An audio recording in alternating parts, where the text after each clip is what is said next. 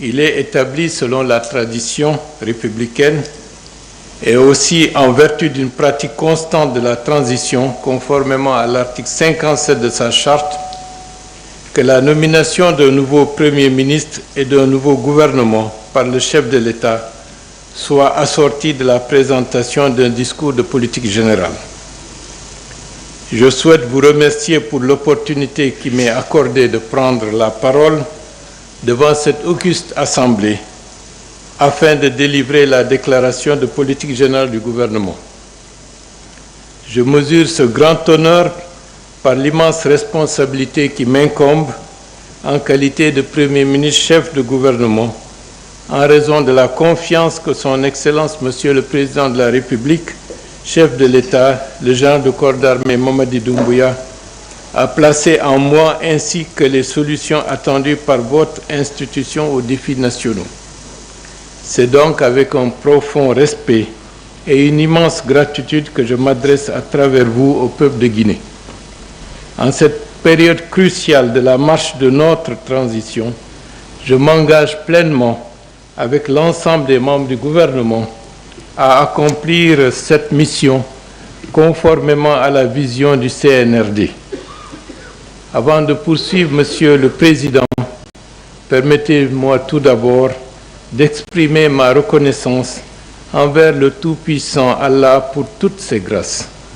En rendant grâce à Dieu, c'est avec émotion que j'ai une pieuse pensée pour mon défunt père qui a rejoint l'au-delà alors que j'étais encore un enfant. Monsieur le Président, Mesdames et Messieurs les honorables conseillers, permettez-moi de partager avec vous la substance de la lettre de mission que Son Excellence, le Président de la République, m'a confiée. Celle-ci s'articule autour des axes suivants. L'axe social pour établir le vivre ensemble. L'axe économique pour amorcer le processus de développement économique afin d'assurer le bien-être de la population. L'axe politique pour bâtir les fondamentaux de l'état de droit à travers la mise en place des institutions fortes et crédibles avec la justice comme boussole pour tous nos concitoyens. La lettre de mission précise, au regard des anomalies institutionnelles accumulées depuis plusieurs décennies, avant la rectification institutionnelle, vous contribuerez à la fois à apprendre de nos erreurs et à mettre en place une constitution et des institutions fortes qui résistent au temps et à la tentation des hommes. Le Président de la République poursuit ainsi. Nos concitoyens attendent de l'État une autorité renouvelée et plus d'efficacité dans l'action publique. Et ils souhaitent aussi plus de transparence, plus de débat démocratique et plus de simplicité. Ils veulent que l'action publique soit au service de l'intérêt général et non seulement au service des intérêts particuliers. Les Guinéens aspirent profondément à une république irréprochable où chaque citoyen profite des dividendes de la prospérité. Fin de citation. Monsieur le Président, Mesdames et Messieurs les honorables conseillers, les missions que Son Excellence, Monsieur le Président de la République, m'a confiées constituent un appel au changement afin de mettre l'État au service du citoyen. Cette démarche est un tournant majeur dans l'histoire de l'État guinéen. Ce changement de paradigme est le trait marquant de l'orientation de cette présente déclaration de la politique générale du gouvernement. Monsieur le Président, Mesdames et Messieurs les honorables conseillers, la force d'un État réside dans sa capacité de mobilisation, d'exploitation durable et de gestion pérenne des ressources et du potentiel disponible, en s'appuyant sur les institutions républicaines et l'État de droit, pour la construction d'une nation inclusive, paisible et prospère. Parmi ces institutions, le gouvernement joue un rôle central pour assurer, à travers l'administration publique, un environnement propice à l'atteinte des objectifs de la Charte de la transition et des agendas 2030 des Nations Unies et 2063 de l'Union africaine, nécessaires à l'émergence d'une société compétitive. Il va de soi que le renforcement de l'état de droit et des droits de l'homme doivent contribuer à la régulation et à la dynamisation de la vie socio-économique nationale et du vivre ensemble. La République de Guinée, durant ce régime de transition, s'est engagée à régénérer les bases fondamentales de l'État, notamment institutionnelles, mais également fonctionnelles, afin d'éviter les déviances du passé et de tourner résolument la nation vers une prospérité qu'elle aurait dû connaître depuis bien longtemps. C'est la raison d'être des assises nationales qui ont été organisées entre les mois de mars et avril 2022 et qui, à la demande du président de la République, ont produit 45 recommandations pertinentes qui encadrent la voie spécifique de la Guinée pour une réconciliation nationale effective et durable. Le président de la République en a l'ambition, j'en ai l'ambition, mon gouvernement en a l'ambition. Avant de poursuivre, en mémoire de toutes les victimes des tragédies survenues en Guinée depuis l'indépendance, et plus récemment, celle du terrible accident du dépôt d'hydrocarbures de Kaloum, des victimes des incendies de ces dernières semaines et des tragiques accidents de la route, ainsi que de nos jeunes compatriotes qui ont péri dans la Méditerranée en tentant de rejoindre l'Occident. Je vous prie de vous joindre à moi pour observer une minute de silence en leur mémoire.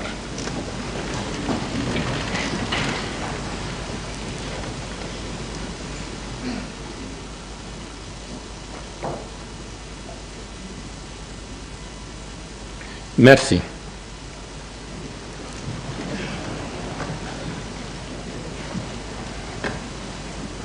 Je fais mienne la douleur des familles affectées et prie pour que les âmes des disparus reposent en paix et trouvent la sérénité éternelle. Ces événements tragiques nous rappellent l'importance de l'unité et de la solidarité nationale, cruciale pour surmonter les défis et reconstruire un avenir prospère pour la Guinée. Je voudrais réitérer le devoir de redevabilité envers le peuple à travers la présentation de cette déclaration qui est un moment crucial pour le futur de notre nation, parce qu'elle devra présenter nos différents engagements sur lesquels nous serons évalués. Notre vision, qui s'appuie sur le programme de référence intérimaire PRI, a pour ambition de consolider les bases déjà établies, tout en introduisant des réformes essentielles pour répondre effectivement aux exigences actuelles et futures de la nation. Nous nous engageons à déployer des efforts concertés pour matérialiser les aspirations de notre nation dans un contexte de respect mutuel et de coopération constructive. Au-delà de maintenir le cap sur les objectifs définis, nous continuerons à être particulièrement attentifs aux demandes de nos concitoyens. Monsieur le Président, Mesdames et Messieurs les honorables conseillers, bien que notre pays soit sujet à des défis variés et complexes, je reste convaincu que nous avons des opportunités immenses.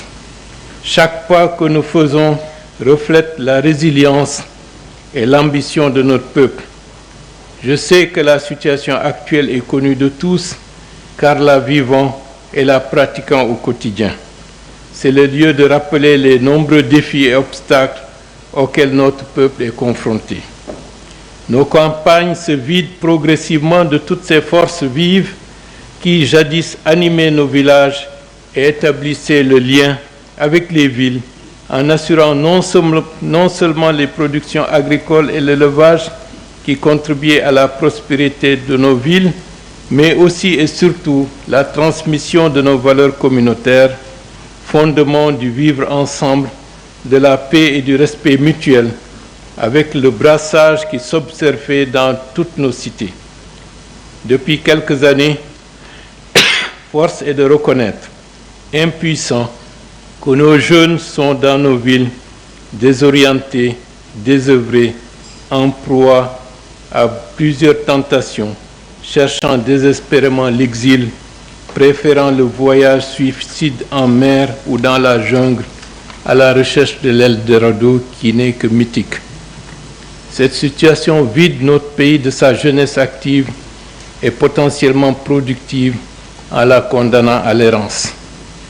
Nous sommes collectivement responsables du désœuvrement de la jeunesse et de son errance, de la dépendance aux produits importés d'origine agro-pastorale, au vide laissé dans le monde rural, à l'abandon de nos valeurs qui font notre particularité, notre richesse, notre diversité et notre identité nationale. Prenons ensemble l'engagement d'en faire une priorité absolue. Ces dernières semaines ont été des moments d'épreuve intenses, dans une chaleur avec des records historiques. Je voudrais réitérer mon administration et saluer la grande résilience de notre peuple. Durant ces semaines de chaleur intense, en plusieurs endroits de notre pays, notre peuple a manqué d'éléments de base à son bien-être. Les pénuries récurrentes d'électricité et d'eau ont aggravé le quotidien du citoyen. Le gouvernement, sous la conduite du CNRD, reste déterminé à mettre en œuvre une politique rigoureuse permettant à chacun de vivre dignement et de se donner les moyens d'espérer à travers un capital humain renforcé et compétitif. Nous bâtirons ensemble les fondements du développement durable de notre pays. Les grandes orientations stratégiques qui guideront l'action du gouvernement sont tirées du PRI 2022-2025 et reflètent notre engagement à promouvoir un développement inclusif et durable. Le PRI, comme vous le savez, est un cadre programmatique basé sur une analyse rétrospective qui définit les politiques publiques macroéconomiques et sectorielles. Les actions du gouvernement reposent sur 3 axes d'intervention, le social, l'économique et le politique, comme défini lors du discours d'adresse du président de la République à la Nation à la veille du 2 octobre 2023. Monsieur le Président, Mesdames et Messieurs les honorables conseillers, à la suite de la tragédie que notre pays a connue en fin d'année 2023, nous saluons encore une fois la chaîne de solidarité nationale et internationale qui s'est créée. Nous subissons toujours l'impact de ce drame sur notre économie et sa capacité à financer son développement. Les pénuries de carburant ont induit un effet domino dans l'économie en conduisant à des tensions de trésorerie nationale afin de financer au jour le jour ses besoins en importation ainsi que ceux locaux. Je puis vous assurer que Son Excellence, Monsieur le Président de la République, chef de l'État, le général de corps d'armée Mamadi Doumbouya, ne ménage aucun effort pour atténuer ces effets cités plus haut et nous a instruit de trouver les voies et moyens pour sortir renforcés de cette crise. En accord avec ces instructions, le gouvernement a réagi promptement pour répondre aux besoins immédiats des victimes et de leurs familles. C'est dans ce contexte qu'un programme de soutien en faveur de 55 concessionnaires et de 322 locataires a été initié par le gouvernement. Cet accompagnement leur permettra de bénéficier d'un appui au relogement sur une période de 24 mois pour les propriétaires et de 7 mois pour les locataires. C'est une démarche inédite et exceptionnelle pour tous ceux qui ont en mémoire les modes de déguerpissement que durant les précédentes années et décennies que le pays a connus. Le gouvernement entamera dans les meilleurs délais la reconstruction des zones les plus touchées selon le schéma de la directeur de la presqu'île de Kaloum, en instituant le mécanisme de bail-partage afin que les concessionnaires soient juridiquement accompagnés et que leur patrimoine immobilier soit protégé. De plus, des microcrédits seront accordés à 1000 femmes affectées par l'incendie de Coronting afin de stimuler leur activité économique. Nous prévoyons également la réalisation de 3 centres d'automisation pour accueillir et outiller 1500 filles vulnérables. Le gouvernement est profondément conscient que la prospérité d'une société repose essentiellement sur la robustesse de son tissu social et la vitalité de son capital humain.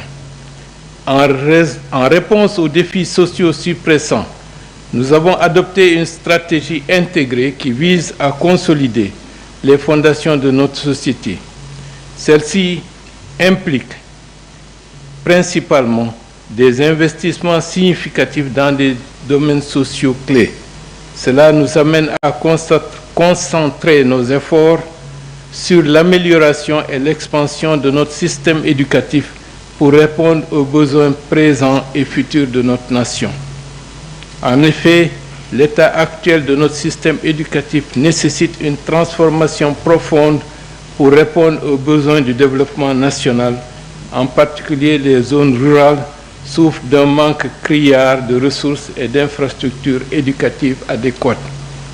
Et en ce qui concerne le système éducatif, plus particulièrement en ce qui concerne le secondaire, il est particulièrement étonnant de constater que le secteur privé, en termes de nombre d'établissements scolaires et en termes d'accueil des élèves, est de loin dominant par rapport au système de l'école publique. Ceci est un sérieux problème qui mérite que l'ensemble des acteurs soient interpellés et que des mesures correctives soient menées le plus rapidement possible pour que l'école publique soit le creuset où tous les enfants de la République de Guinée seront à égalité de chances. Pour répondre à ces défis, le gouvernement s'est engagé à renforcer le système éducatif et d'enseignement à tous les niveaux. Cependant, il serait important de faire figurer le droit à une éducation gratuite de qualité pour au moins les 6 premières années de scolarité primaire comme un droit fondamental dans la Constitution en élaboration. Depuis quelques années, nous assistons à un développement incontrôlé des écoles privées. Les ministres en charge du secteur œuvrent à un meilleur encadrement du secteur privé de l'éducation au seul bénéfice du citoyen. Nous nous engageons à poursuivre la réforme des programmes de formation à tous les niveaux, à élargir l'accès à l'éducation et à la formation, à amener les institutions d'enseignement supérieur et de formation à accélérer la collaboration avec le secteur privé pour mieux répondre aux besoins d'innovation de nos sociétés. Il s'agit de mettre en œuvre une démarche d'éducation et de formation capable de favoriser l'insertion professionnelle de nos jeunes, de cultiver plus de civisme et de respect de l'autre pour un meilleur vivre ensemble. Le gouvernement entend ainsi favoriser une éducation de base de qualité, l'objectif étant d'aider les enfants et les jeunes à acquérir des connaissances et des compétences techniques dont ils ont besoin pour relever les défis quotidiens et profiter des possibilités économiques et d'apprentissage tout au long de la vie. Cette action interpelle et nécessite également de prendre en compte l'ensemble des enfants qui ont été, pour une raison ou pour une autre, déscolarisés, parce que nous ne pouvons pas abandonner au bord de notre route des millions et des millions de nos enfants qui n'ont pas eu une scolarité tout à fait normale. Donc, les systèmes d'enseignement professionnel et technique permettront de répondre à cette attente pour une meilleure équité et une meilleure justice en ce qui concerne la dynamique de nos sociétés. Le gouvernement s'engage à promouvoir un corps de professionnels de l'éducation bien formés pour une éducation plus inclusive. L'objectif est d'offrir une égalité de chance à tous les enfants en âge de scolarisation, sans discrimination aucune de sexe, d'origine sociale ou géographique ou vivant avec un handicap. Dans le but de maintenir le dialogue au sein du système éducatif, nous avons signé le 4 avril 2024 un protocole additionnel avec la coordination nationale des enseignants contractuels communaux qui s'appuie sur l'accord signé en octobre 2023. Cet accord permettra de résorber une partie des déficits d'enseignants dans le pays. Les allocations budgétaires du sous-secteur de l'enseignement préuniversitaire seront augmentées afin de renforcer les capacités et doter les services en moyens matériels et logistiques. Un programme d'appui pour la création de 20 000 emplois est en perspective, ainsi que la construction de plusieurs autres infrastructures, dont 8 bibliothèques modernes dans les régions administratives, 18 coins de lecture dans les 6 communes de Conakry, 46 centres d'alphabétisation, 4 centres de formation continue, 4 lycées technologiques et techniques dans les régions, ainsi que la construction de 4 grandes universités à Conakry, Kankan, Labé et Zérokoré.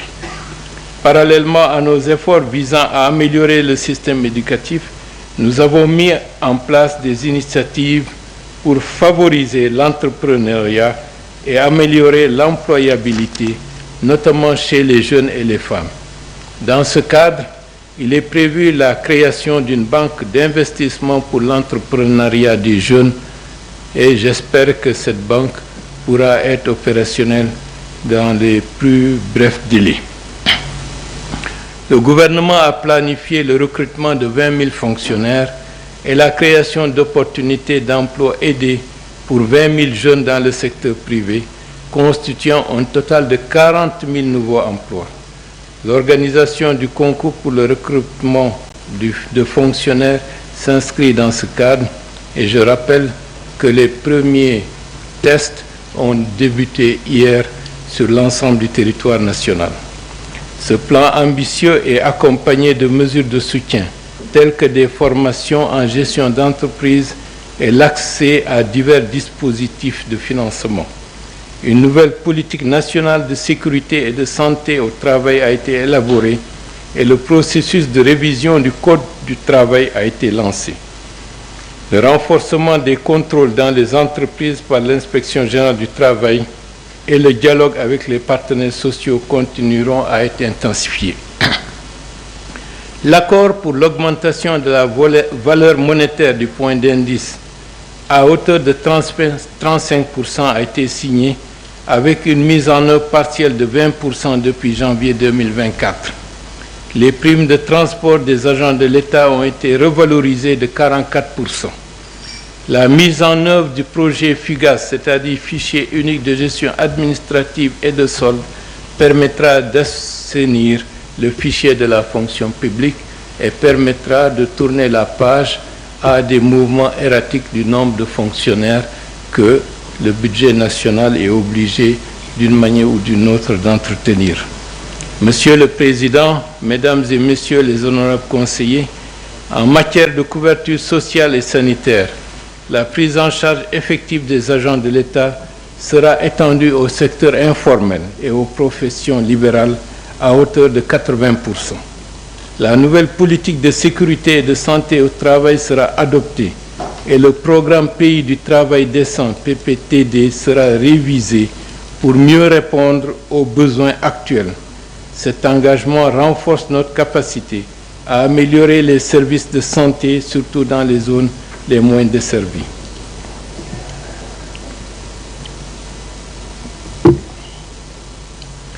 L'accent sera mis sur la disponibilité des vaccins à travers la réintégration de la Guinée à l'initiative d'indépendance vaccinale. Cet aspect, pour lequel la Guinée, en 2014, pour des raisons que nous ne connaissons pas, la Guinée était sortie. Et le fait que la Guinée soit sortie de l'initiative d'indépendance vaccinale a coûté très cher à la communauté nationale. Des épidémies qui auraient dû être éradiquées ont refait surface. Des enfants qui auraient pu être vaccinés ne l'ont pas été.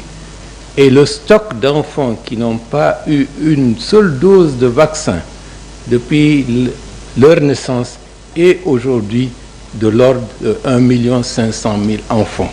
Et ça, c'est une préoccupation majeure pour le gouvernement et il faudra qu'on trouve la réponse adéquate pour permettre à tous ces enfants qui n'ont pas eu une dose de vaccin depuis leur naissance de pouvoir bénéficier en relation avec les prescriptions médicales de vaccins permettant de les protéger et permettant de protéger l'avenir de la Guinée.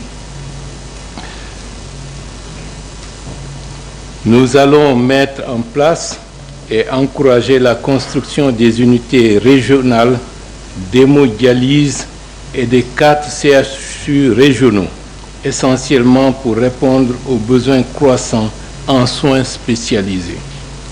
Par ailleurs, le gouvernement continue de lutter contre les épidémies et la vente de médicaments contrefaits et d'améliorer la sécurité sanitaire, garantissant un accès équitable et sécurisé aux soins pour tous les citoyens. Il est envisagé de mettre en place des unités mobiles de santé connectées à des centres de référence afin non seulement de pallier à l'insuffisance de ressources humaines qualifiées, mais aussi de pouvoir servir les villages les plus reculés avec des moyens modernes de diagnostic pour de meilleurs traitements. L'amélioration de la santé publique est intimement liée au combat que le gouvernement mène pour une meilleure hygiène publique.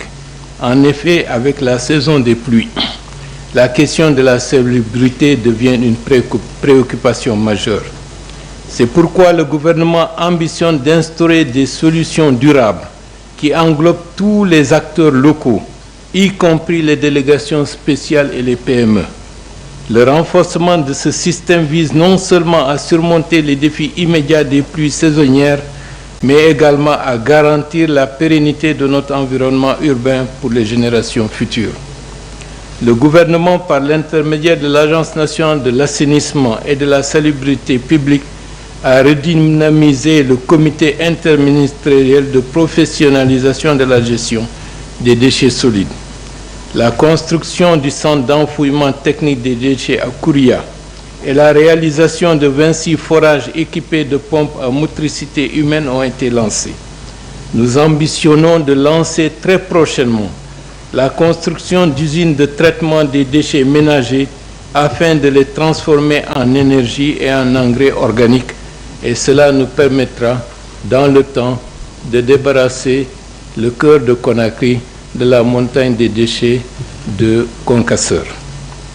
La saison des pluies nous met face à la nécessité de développer des infrastructures résilientes et bien entretenues pour prévenir les catastrophes naturelles et protéger nos concitoyens dans tous les environnements. Nos infrastructures et systèmes de gestion des catastrophes nationales sont en effet confrontés à de sérieux défis. Cette situation souligne la nécessité d'améliorer notre résilience infrastructurelle et environnementale. En réponse à ces défis, le gouvernement envisage de renforcer ces infrastructures tant du point qualitatif que du point quantitatif. Et c'est la raison pour laquelle, sur instruction de son Excellence le Président de la République, une allocation de près de 10 millions de dollars sera affectée pour la prévention, pour nous permettre aux sapeurs-pompiers d'être équipés. Et j'espère que dans les mois à venir, ces équipements circuleront dans nos villes pour répondre au secours de nos compatriotes. Sur le plan sportif, les défis restent immenses malgré la qualification historique de notre équipe nationale espoir de football pour les Jeux olympiques de Paris 2024, une première depuis 1968. C'est pourquoi nous sommes mobilisés pour la relance des compétitions culturelles et sportives dans le but de construire des équipes solides et favoriser le dialogue, l'inclusion et la paix sociale. Parallèlement, la reconstruction des stades se poursuit afin de mettre à la disposition de la jeunesse des infrastructures aux normes internationales permettant de recevoir les compétitions dans notre pays. Il est urgent de revoir nos infrastructures et consentir les investissements nécessaires pour que nos jeunes puissent pleinement exprimer les nombreux talents qui sont les leurs. À cet effet, les travaux de rénovation du stade général Lansana Conté de Nongo et du complexe sportif du 28 septembre progressent. Une mention spéciale pour le handball et le basketball qui nous ont récemment rapporté des trophées. Monsieur le Président, Mesdames et Messieurs les honorables conseillers, face au soubresaut de l'économie mondiale sur le plan économique, Notre vision est claire et audacieuse. Nous adoptons une stratégie résiliente pour assurer la prospérité durable de tous les Guinéens. Nous nous engageons à transformer les défis en opportunités en plaçant la gouvernance renforcée, les investissements stratégiques et la modernisation au cœur de l'action économique afin de propulser un secteur privé compétitif capable de rivaliser avec les secteurs privés des pays limitrophes. Et c'est la seule manière de sortir la Guinée de la traditionnelle économie de rente dont elle est engluée depuis pratiquement l'indépendance. Le contexte de choc en lien avec le coût de la vie, les conflits et l'exacerbation des tensions géopolitiques, la persistance des effets de la pandémie à Covid-19 et l'explosion du dépôt central des hydrocarbures de Kaloum le 18 décembre 2023 ont eu un impact sur l'économie illustré par une baisse du taux de croissance projeté de 5,4% à 4,2% en 2024. Toutefois, le taux de croissance dans notre économie se situe au-dessus de la moyenne de l'Afrique qui est de 3,4%. Ceci illustre la résilience de notre économie. Toutefois, le gouvernement que j'ai l'honneur de diriger n'a pas l'ambition seulement d'avoir ce niveau de taux de croissance. Pour changer la courbe de la pauvreté, en d'autres termes pour l'infléchir, il nous faut un taux de croissance 3 fois équivalent au taux de croissance de la pression démographique. Si notre pression démographique est de l'ordre de 3%, il nous faut au minimum 9% de taux de croissance de notre économie dans la durée pour qu'à terme, infléchir le taux de pauvreté en Guinée. Et c'est ça l'objectif que nous nous assignons, pas seulement avoir un taux de croissance qui est au-dessus de celui de l'Afrique. Les réformes engagées par le gouvernement et d'autres mesures structurelles devraient rendre efficace et efficiente la conduite de la politique financière de l'État.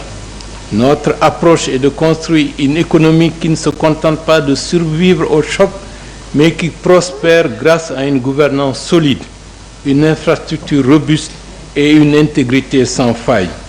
Les mesures que nous prenons aujourd'hui sont conçues pour forger dans l'avenir une économie dynamique, résiliente et compétitive, capable de soutenir les ambitions légitimes de notre nation et de chaque citoyen. Cela ne saurait être réalisable qu'en restaurant la confiance publique et en renforçant la gouvernance économique. C'est une priorité absolue pour l'État.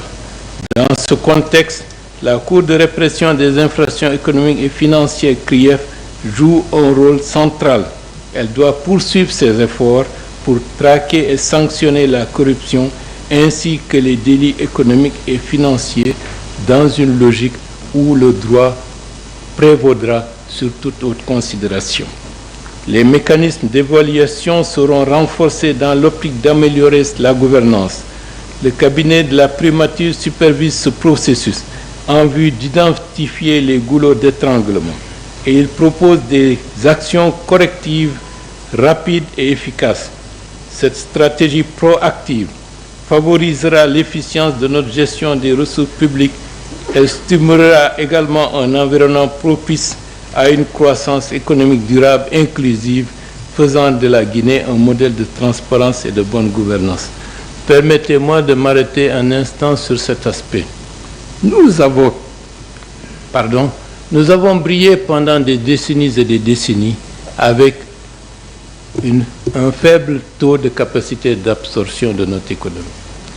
Au début des années 90, le gouvernement du président de la République, le Jean Lansana Conté, avait créé la CGP pour répondre à la nécessité d'impulser un renforcement de notre capacité d'absorption. 30 ans, 40 ans, nous pataugeons toujours dans cet environnement et qui fait que nous avons des projets, nous avons des financements et que le taux de réalisation dans les conditions requises ne sont que de l'ordre de 40%. Ceci n'est pas acceptable au regard de la situation actuelle de notre pays. C'est la raison pour laquelle, au niveau de la primature, en relation avec le bureau de supervision des priorités présidentielles, nous allons travailler dans une logique de complémentarité pour accélérer la capacité d'absorption de notre économie, pour ne pas que les citoyens entendent chaque fois la Guinée a bénéficié de tant de millions de dollars et qu'en réalité on ne voit rien. Il y a beaucoup de situations qui nécessitent des actions à marche forcée pour que les choses aillent dans le sens souhaité par la population. C'est un impératif, c'est un devoir, c'est une exigence. Nous ne pouvons pas nous permettre d'avoir un stock de financement pour améliorer le sort de nos compatriotes et que pour une raison ou pour une autre, ces financements sont laissés de côté et que par la suite, les populations continuent de souffrir. Ça, c'est inacceptable. Parallèlement au renforcement de la gouvernance économique, il est essentiel d'investir dans nos infrastructures pour soutenir et étendre cette gouvernance améliorée. Notre ambition est la concrétisation de la vision du président de la République, le général de corps d'armée Mamadi Doumbouya, qui se matérialise par l'édification, depuis le 5 septembre 2021, d'infrastructures visibles telles que les routes, les ponts, les échangeurs, les écoles, les hôpitaux régionaux, les universités, les aérodromes, etc. Nul ne peut contester aujourd'hui que notre pays est en chantier.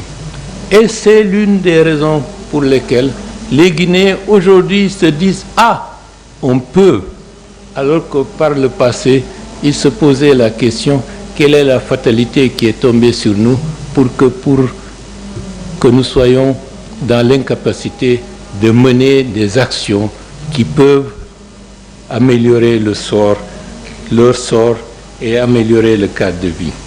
À titre d'illustration, la construction de 168 km de routes bitumées et en béton armé dans la ville de Conakry, la poursuite du bitumage de 119 km dans les 11 villes de l'intérieur du pays, dans des villes où depuis l'indépendance, ça fait près de 64 ans, il n'y a jamais eu 1 centimètre de goudron.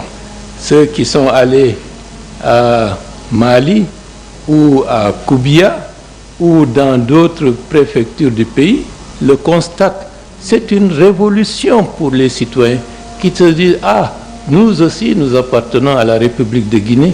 Pendant des décennies et des décennies, on pensait que nous étions oubliés. » L'achèvement de l'échangeur de kilomètre 36 et l'échangeur Paul Kagame de Cap-Belin. L'achèvement de la route Koya-Forêt-Karia, frontière Sierra Leone. La poursuite de la construction de la route nationale 7 Kankan-Mandiana. La route nationale 1 Koya-Mamou-Dabola. Dabis, Kebo, Lola, Zo. La construction de 5 ponts à travers Koya et Conakry. La construction du pont unique en béton de Tanéné avec ses voies d'accès. La construction de l'autoroute Cap-Belin-Kouria sur 27 km. La finalisation des ponts sur la Sumba et sur le fleuve Sankarani et la réalisation de l'échangeur de Bambeto. La construction de ponts sur le Milo entre Kerouané et Banankoro. La construction et la réhabilitation de 32 ouvrages de 241 unités de Dalo et de 467 km sur le réseau des routes préfectorales. Toujours dans le domaine des infrastructures, le gouvernement ambitionne de réaliser les travaux suivants. Le corridor sud en autoroute, le long du chemin de fer du projet Simandou jusqu'à la frontière avec la Côte d'Ivoire. Le corridor nord, Boké, Gawal, Labé, Tougué, Dingra et Sigiri, frontière avec la République du Mali. La construction des routes nationales 6, Kankan-Kissidougou, longue de 190 km. La route nationale 23, Boké-Gawal, longue de 185 km. La route nationale. La relance des travaux de réhabilitation sur la route nationale Mamou-Farana et de la route nationale Mamou-Labé. Tous les responsables qui vont aussi bien à Farana qu'à Labé et les villes entre ces deux localités savent quelle est la revendication de la population. Nous voulons la réhabilitation des routes Mamou-Farana, Mamou-Labé le plus rapidement possible. Et je dois dire que le ministre des Infrastructures y travaille d'arrache-pied pour que l'entreprise Henan Chine puisse mettre très rapidement ces engins sur la route afin que la saison des pluies n'impacte pas de manière drastique la circulation entre ces différentes villes et les zones de Conakry et de Kindia.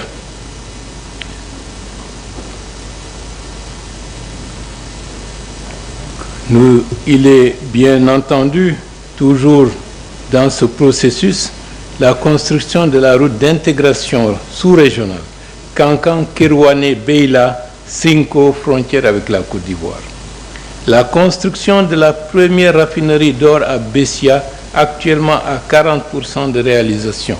Il faut que cette raffinerie s'active pour qu'on finisse la construction de cette première raffinerie dans la collectivité de Conakry. La construction de la raffinerie d'alumine d'une capacité d'1 million de tonnes par an dans la région de Boké par la société Alteo Raffinerie Guinée ARG. Je dois dire que la vision du président de la République d'insister sur la transformation de la bauxite, que nous ne devons plus continuer à être un exportateur de la matière brute, rentre dans une vision de faire en sorte que dans le processus de transformation, il y a des ressources que nous ne calculons pas, que nous perdons, et parfois ce sont des ressources critiques très importantes dans l'industrie mondiale d'aujourd'hui, comme le gallium. Donc, pour la récupération de ce que les ressources minières doivent apporter au revenu national, la transformation sur le territoire national est une nécessité. Et cela va se poursuivre et nous saluons le fait qu'une première raffinerie, avec l'aide de Dieu, va bientôt entrer en action avec la société Alteo. Ce sera un facteur déclencheur pour l'industrialisation et une transformation plus accrue de notre matière première, principalement la bauxite. Monsieur le Président, Mesdames et Messieurs les honorables conseillers, l'énergie électrique, une commodité indispensable pour le développement économique et le bien-être des populations, est au centre des préoccupations de nous tous. Face à la dégradation de la desserte en électricité, nous avons engagé dès ma prise de fonction des consultations et des négociations sur les options disponibles permettant la desserte immédiate en électricité. Dans le cadre de l'intégration sous-régionale et des projets d'interconnexion, les négociations avec les gouvernements du Sénégal et de la Côte d'Ivoire ont permis de disposer de l'énergie permettant de faire face un tant soit peu à l'urgence. Cela ne veut pas dire que c'est la solution définitive, mais c'est la solution qui était la plus humainement acceptable, la plus politiquement réaliste et la plus financièrement réaliste, pour ne pas rentrer dans une logique d'un centre flottant qui nous coûterait au bas mot, selon ce qui nous avait été présenté, près de 800 à 900 millions de dollars. Avec simplement 500 millions de dollars, on est en capacité de résoudre notre problème d'électricité. Cette question de l'électricité, on y reviendra plus tard, parce que la gouvernance de certains secteurs vitaux du pays mérite d'être revisitée avec lucidité, avec courage, pour que nous ne soyons pas dans une logique de perpétuelle dépendance sans obtenir satisfaction et sans que la population aussi voit l'amélioration du fait qu'une bonne partie de nos ressources sont orientées vers la satisfaction des besoins en électricité. Sur 8 000 milliards de transferts, près de 4 000 milliards sont orientés vers le secteur de l'énergie. Et pour quel résultat?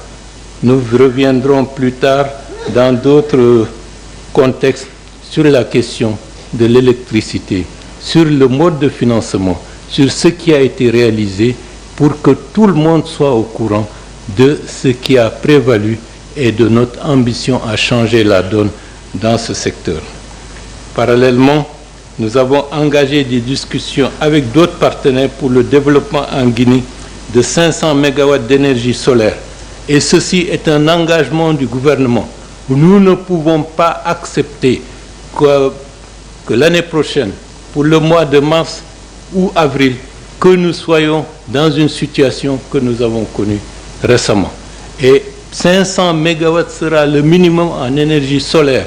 Et nous avons indiqué au ministre en charge de ce secteur les priorités. Premièrement, nous voulons que cela soit mis en œuvre le plus rapidement possible. Deuxièmement, que ce qui va être mis en œuvre ne coûte rien financièrement à la collectivité publique dans le contexte actuel. Et troisièmement, nous ne voulons plus nous engager dans un processus où on produit de l'électricité pour le vendre à EDG. La puissance publique doit posséder les infrastructures qui seront mises en place dans un bref délai. Lorsque nous aurons cela, par la suite, d'autres considérations pourront être vues pour que nous ne soyons plus dans une dépendance absolue qui met notre politique, notre ambition en déficit par rapport aux besoins de nos populations et aussi à la compétition internationale. L'objectif à moyen terme est de disposer d'une capacité additionnelle d'énergie mixte au moins d'1 gigawatt, c'est-à-dire 1000 mégawatts d'électricité. Et ça, nous allons à marche forcée travailler dans ce sens. Depuis l'indépendance, nous souffrons de cela. Nous ne pouvons plus continuer à souffrir d'une situation que nous pouvons régler par nous-mêmes et pour nous-mêmes. Conformément aux instructions du chef de l'État, nous avons engagé les réformes en profondeur du secteur de l'énergie afin de répondre aux défis actuels. Également, le gouvernement mettra en place les mesures nécessaires pour freiner le gaspillage de l'énergie, et ceci très rapidement. Des dispositions seront prises pour limiter l'importation des équipements énergivores et non conformes et accélérer la pose des compteurs prépayés. Et l'administration devra donner le bon exemple. Les bâtiments publics doivent avoir leur compteur et payer leur facture d'électricité. C'est la moindre des choses. Pour être écouté, pour être entendu, il faut donner le bon exemple. Donc, la primature aura son compteur et paiera sa facture d'électricité comme n'importe quel autre citoyen de la République de Guinée. C'est à partir de ce moment-là que nous pourrons avoir la légitimité de dire à tous nos concitoyens, par rapport à cette denrée stratégique majeure, sa rareté fait que chacun d'entre nous doit payer de sa poche pour que nous puissions nous en sortir. Bon, les facteurs d'économie d'énergie seront encouragés parce qu'en éliminant toutes les ampoules de 40 watts et en les remplaçant par des ampoules à faible consommation d'énergie, on peut économiser peut-être 10, 20, 30 mégawatts. Ce n'est pas négligeable dans un contexte de pénurie en électricité. Dans le même souci d'amélioration du cadre de vie de nos concitoyens, l'accès à l'eau potable pour tous est l'une des priorités du gouvernement. Nous avons bouclé le financement de la première phase pour l'adduction d'eau du Grand Conakry pour un montant de 500 millions de dollars américains. En même temps, le programme villageois d'eau potable sera accéléré. Monsieur le Président, Mesdames et Messieurs les honorables conseillers, le gouvernement poursuit le processus de digitalisation pour réduire les coûts et augmenter la transparence des services publics. L'objectif étant de créer un environnement administratif où les ressources sont utilisées de manière optimale et où les services aux citoyens sont améliorés de manière significative. Cet aspect est un aspect stratégique majeur. Nous ne devons pas croire que nous allons faire le chemin que les autres ont fait pour être à un niveau de développement plus avancé que notre pays. Nous allons mettre les dispositifs pour que la digitalisation nous permette de faire ce que les Anglais disent le leapfrog, c'est-à-dire le saut de grenouille. Nous ne devons pas croire que nous allons passer des années et des années pour rattraper le retard. Avec la digitalisation, de la manière la plus systématique, en un bref, pour une courte période, nous serons en capacité de rattraper beaucoup de pays et de mettre comme un pays leader dans ce domaine. Des exemples existent et nous allons nous aussi nous mettre à la bonne école. Nous n'allons pas, pour conserver des féodalités qui se construisent au niveau de certains projets étatiques, continuer à encourager l'immobilisme et le retard de notre pays. C'est extrêmement important. À titre d'illustration, lorsque la fibre optique passait le long de Conakry, au début des années 90, un ministre des télécommunications, lorsqu'on lui a dit il faut payer la quote-part de 10 millions de dollars, il a dit ça, à quoi ça sert? Et la Guinée a été sautée. Et jusqu'à présent, nous sommes en train de subir le fait qu'à ce moment-là, au moment où il fallait prendre la meilleure décision, ça n'a pas été fait pour des considérations que seuls ceux qui ont pris la décision peuvent le savoir. Désormais, ce qui va dans le sens de l'intérêt du pays, aujourd'hui, demain et après-demain, il faut que nous soyons suffisamment proactifs pour ne pas sacrifier les générations futures pour des intérêts ou pour des manques de connaissances de la manière dont le monde est en train d'évoluer. Dans le même souci d'améliorer le cadre de vie de nos concitoyens, l'accès à l'eau potable, j'ai déjà évoqué ça. Monsieur le Président, Mesdames et Messieurs les honorables conseillers, le gouvernement poursuit et renforcera le processus de digitalisation et la mise en place d'un fichier unique. Nous avons engagé les travaux d'adressage des villes du pays, en commençant par la ville de Conakry. Ceci permettra de moderniser le service public et de mieux sécuriser les citoyens. Une meilleure gestion du foncier sera ainsi possible. Lorsqu'on n'a pas d'adresse, beaucoup d'activités économiques ne pourront pas avoir lieu. Et c'est la raison pour laquelle un test va être engagé dans les semaines à venir pour l'adressage de la presqu'île de Kaloum, pour montrer qu'il est possible de continuer un travail qui a été lancé au début des années 90 par le PDU et qui a été mis dans les tiroirs. Donc nous allons relancer ça avec une possibilité, avec les technologies actuelles, d'aller vite et mieux. Tous ces investissements stratégiques contribuent à la redynamisation de notre économie. C'est dans cet esprit que notre gouvernement porte une attention particulière à la réalisation du projet Simandou. Ce projet est l'un des plus grands gisements de fer au monde. Il prévoit une production pouvant atteindre 100 millions de tonnes de minerais de fer par an. Il comprend la construction d'un chemin de fer de près de 700 km et des installations portuaires. Et le chemin de fer sera multiservice.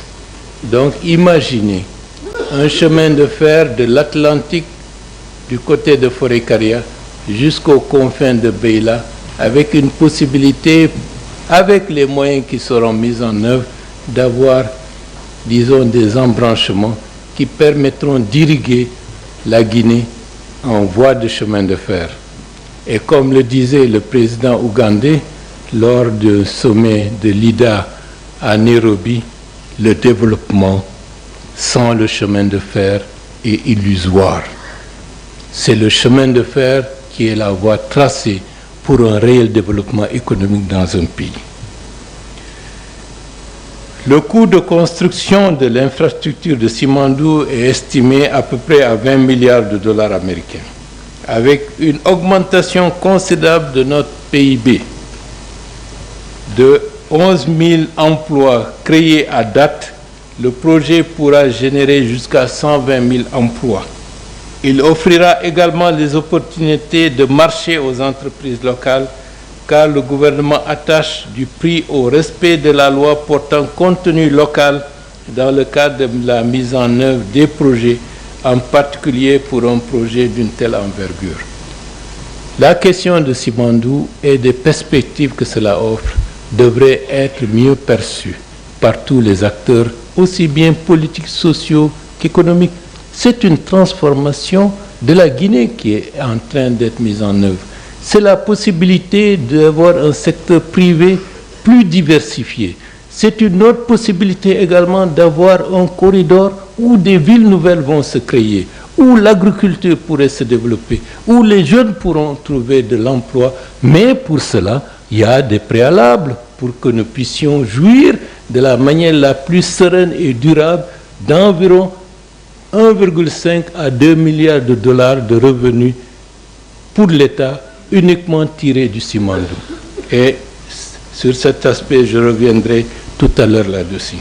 Face à cette transformation majeure de notre économie, le gouvernement a fait du développement du capital humain une priorité. Pour ceux qui ne le savent pas, 20% du revenu qui sera tiré du Simandou sera orienté pour le développement du capital humain. Cela veut dire pour la formation, l'éducation, la santé. C'est un apport extrêmement important. Donc, c'est pour montrer que les triptyques social, économique, politique sont intégrés dans la vision stratégique qui est en train de s'articuler autour des programmes que nous sommes en train de mettre en œuvre.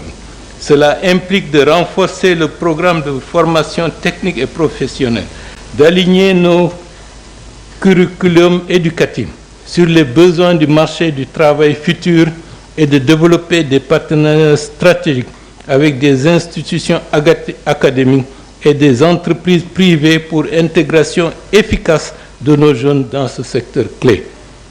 Ces efforts contribueront non seulement à la réalisation du projet Simandou, mais aussi à la prospérité durable de notre nation.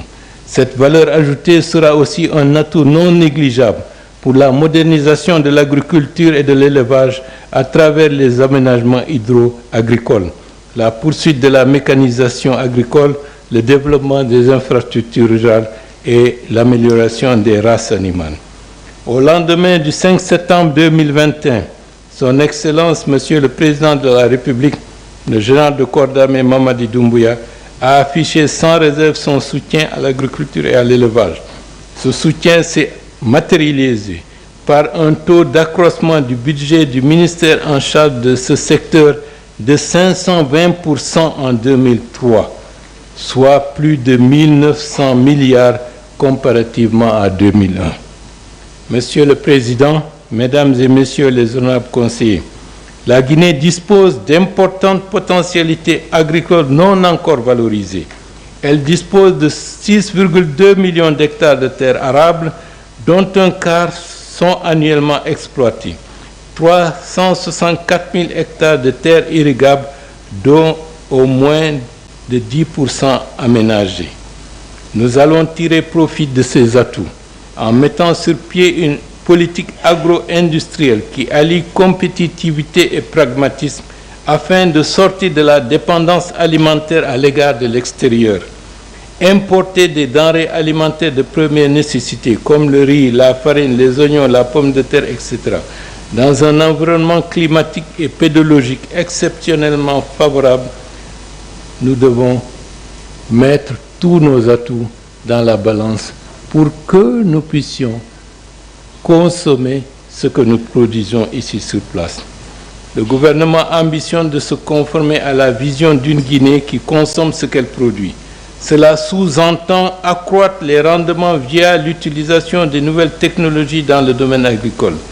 Dans cette optique, l'État va jouer son rôle de catalyseur du développement en créant des stimulants économiques qui visent à aider les opérateurs et les paysans à passer des activités d'importation à des activités liées aux productions vivrières et à la distribution. Ainsi, en créant des stimulants à l'accroissement de la production agricole et des initiatives courageuses d'incitation au travail de la terre, nous pourrions atteindre l'autosuffisance et apporter une bouffée d'oxygène supplémentaire à l'économie nationale. L'exportation de produits halieutiques vers l'Union européenne a été relancée et la surveillance maritime pour la lutte contre la pêche illicite a été intensifiée. Monsieur le Président, Mesdames et Messieurs les honorables conseillers, le dérèglement climatique est une réalité que nous vivons tous car nous constatons actuellement une forte canicule et une baisse de la pluviométrie. C'est pourquoi la procédure d'évaluation environnementale a été enrichie en incluant le changement climatique et la biodiversité. Le réseau des aires protégées a été structuré avec la création de nouveaux parcs et réserves de faune. Dans la même optique, la mobilisation de financements verts a permis de lancer des projets intégrateurs visant à réduire les émissions de gaz à effet de serre et à renforcer la conservation des aires protégées. Des efforts sont en cours dans le cadre de la réhabilitation des sites d'exploitation des ressources naturelles et de la poursuite des campagnes de reboisement. Le ministre de l'Environnement a été instruit de plus en plus de mener les efforts pour que le crédit carbone, qui est une notion tout à fait nouvelle, puisse être un aspect que les autorités, que les cadres techniques pourront utiliser pour nous permettre également, avec notre position géographique, de pays où les principaux fleuves de l'Afrique de l'Ouest prennent leur source dans ce pays, nous devons valoriser cet atout avec les techniques de financement qui existent pour la préservation de l'environnement. Monsieur le Président, Mesdames et Messieurs les honorables conseillers, sur le plan national, le gouvernement est engagé pour une transition réussie.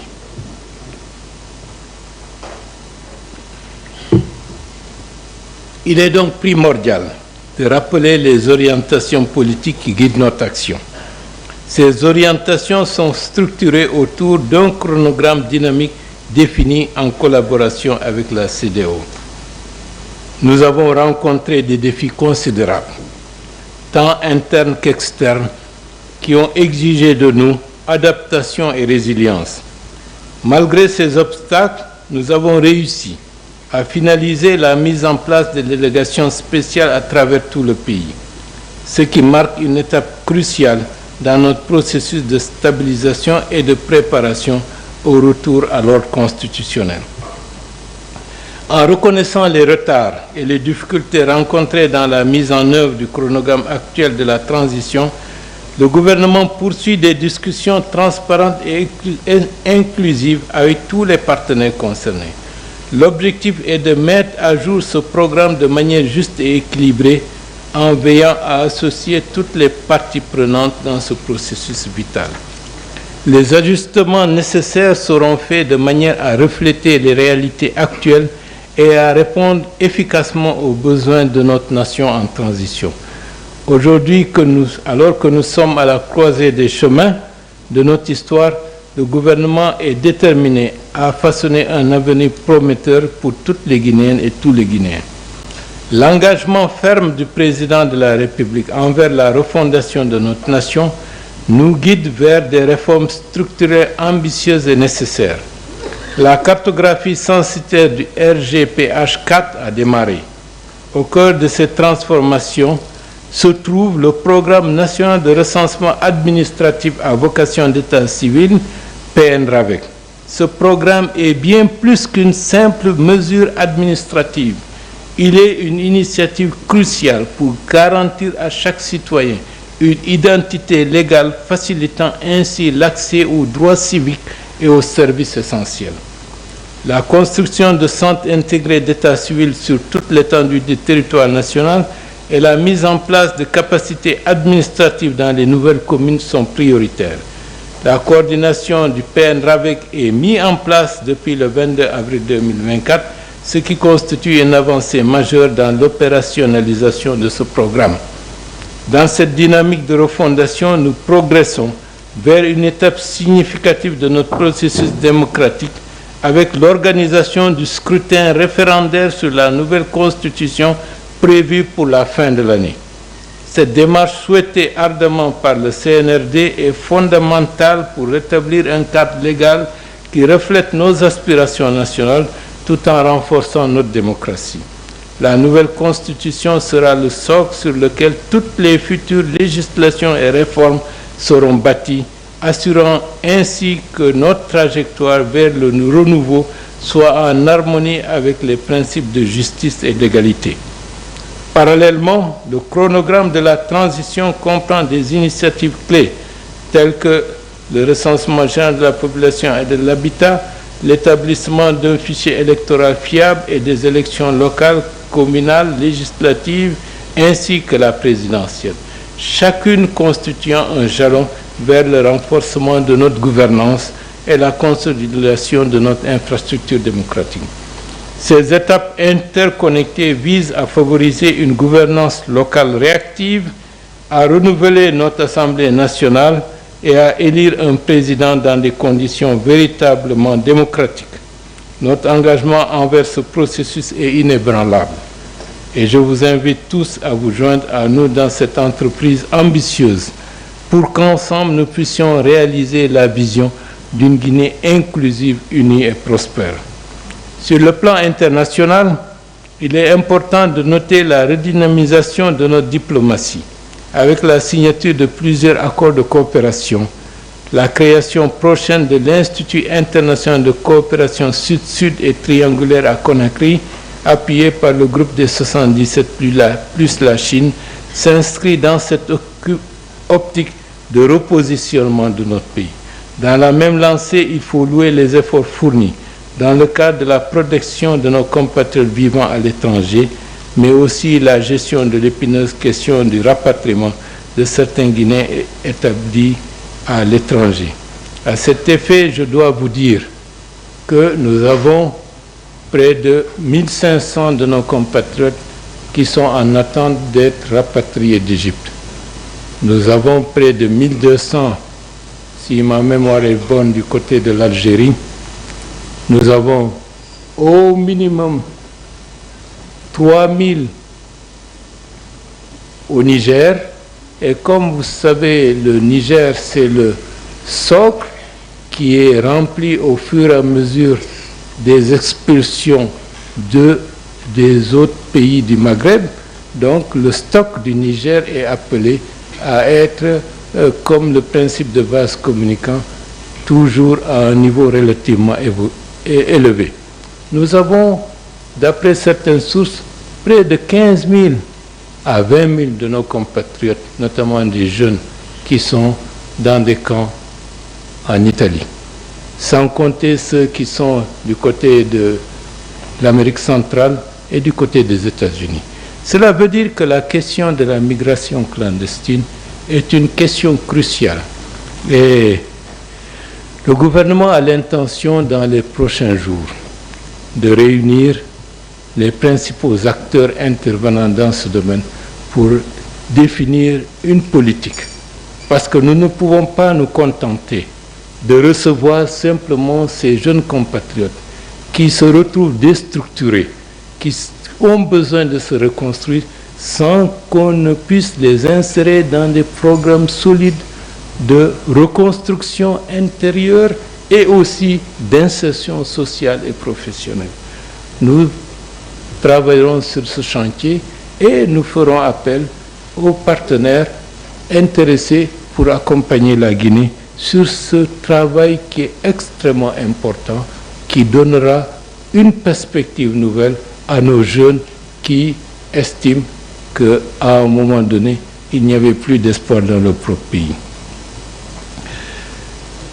En outre, notre diaspora joue déjà un rôle important dans le renforcement du bien-être des familles et des communautés, ainsi que de la cohésion nationale. C'est le lieu de saluer leur contribution pour soutenir les familles qui sont à l'intérieur du pays. Parce que la crise, la résilience dont les Guinéens font preuve, une grande force est tirée de l'implication et de la contribution des Guinéens qui sont à l'étranger, qu'ils soient remerciés par rapport à ce qu'ils sont en train de faire. Nous comptons engager des actions énergiques afin de pleinement intégrer nos compatriotes de l'étranger dans le développement économique et social de notre pays. Nous devons tous, eux et nous, comprendre que nous devons travailler ensemble pour faire émerger la Guinée. C'est pourquoi, dans sa feuille de route, le ministère en charge de la coopération internationale et des Guinéens de l'étranger seront responsables de l'organisation courant 2025 d'une semaine de la diaspora guinéenne afin d'établir une plateforme d'échange et de collaboration qui permettra de valoriser leur expérience et leur offrir des opportunités d'investissement dans leur propre pays. La plupart, ces 4 dernières décennies, qui ont pu se relever, je peux citer la Chine, je peux citer l'Inde, je peux citer le Cap-Vert, ont pu le faire grâce à leur diaspora. Il est grand temps que la Guinée, elle aussi, s'engage dans cette voie pour nous permettre, en liaison avec les perspectives économiques formidables que le projet Simandou offre, que la diaspora soit le levier par lequel l'accélération du développement économique de la Guinée pourra se faire. Monsieur le Président, Mesdames et Messieurs les honorables conseillers, nous nous trouvons aujourd'hui à un moment déterminant de notre histoire où notre engagement envers le dialogue et la cohésion sociale ne fait que s'intensifier.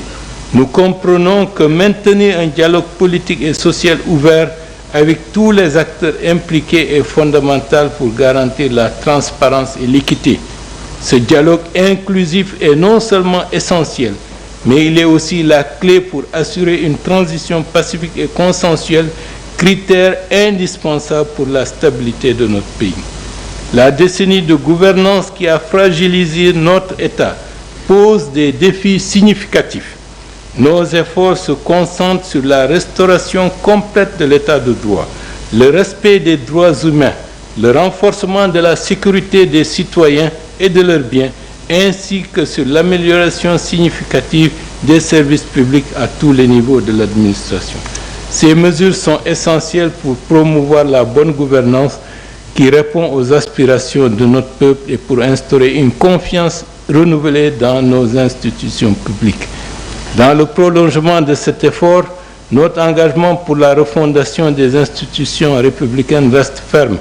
Nous continuons à travailler pour moderniser et rendre transparentes les structures existantes, améliorant ainsi l'intégrité et l'efficacité institutionnelle. Ce processus de consolidation institutionnelle repose sur le développement local et la décentralisation. C'est pourquoi nous intensifions nos efforts pour rapprocher l'administration des citoyens et mieux répondre à leurs attentes. La création de 24 nouvelles communes urbaines et rurales a été un élément clé de cette stratégie qui vise à décentraliser le pouvoir pour favoriser une participation politique plus active et une meilleure représentation au niveau local. Par rapport au dialogue, le dialogue ne veut pas dire faiblesse, le dialogue ne veut pas dire laxisme, le dialogue, s'il c'est du dialogue, ça doit être des échanges entre des partenaires responsables qui sont loyaux vis-à-vis de la République. Et c'est cela qui est fondamental. Il ne peut pas y avoir de dialogue si c'est une vision totalitaire qui l'emporte sur l'indispensable nécessité de se concerter, d'échanger et de prendre les meilleures idées, les meilleures pratiques pour faire avancer la collectivité nationale tous ensemble. Mais prétexter que le dialogue signifie tout ce que je veux, tout ce que je pense, c'est cela qui doit être, ce n'est pas un dialogue, c'est une dictature. Monsieur le Président, Mesdames et Messieurs les honorables conseillers, en conclusion de cette présentation, je tiens à souligner notre ferme résolution à transformer ces engagements en actions concrètes. La transition que nous menons n'est pas simplement une passation de pouvoir. Il s'agit de mettre la Guinée dans des conditions optimales pour résoudre les problèmes qui l'ont impacté depuis des décennies. D'où la nécessité d'aller dans le sens de ce qui a été préconisé et mis en œuvre lors des assises nationales. L'esprit de dialogue, d'ouverture et de rassemblement que nous prenons aujourd'hui est le socle sur lequel nous bâtissons l'avenir. Ce n'est pas un chemin que nous parcourons seuls. Chaque Guinéenne, chaque Guinéen est invité à participer à cette grande œuvre nationale. C'est ensemble, par notre unité et notre engagement commun, que nous surmonterons les défis et saisirons les opportunités qui se présentent à nous. La volonté de changer les choses, d'innover et de progresser doit être le moteur de notre action. Elle doit nous inspirer chaque jour dans notre mission de servir le peuple guinéen avec honnêteté, transparence et efficacité. Le changement que nous ambitionnons doit être perceptible dans chaque village, dans chaque ville, dans la vie de chaque citoyen, ici et de la diaspora. Et nous sommes à l'aube d'une ère nouvelle, avec courage et détermination, guidés par les principes de justice et de solidarité, nous avançons vers un avenir où chaque Guinéen aura la possibilité de contribuer au développement national et de bénéficier équitablement de ses fruits. Ensemble, faisons de la Guinée un modèle de démocratie et de développement en Afrique. Telle est la vision du président de la République, chef de l'État, le général de corps d'armée Mamadi Doumbouya. Que Dieu bénisse la Guinée et les Guinéens. Je vous remercie de votre bien-aimable attention et de votre engagement à notre côté. Merci beaucoup.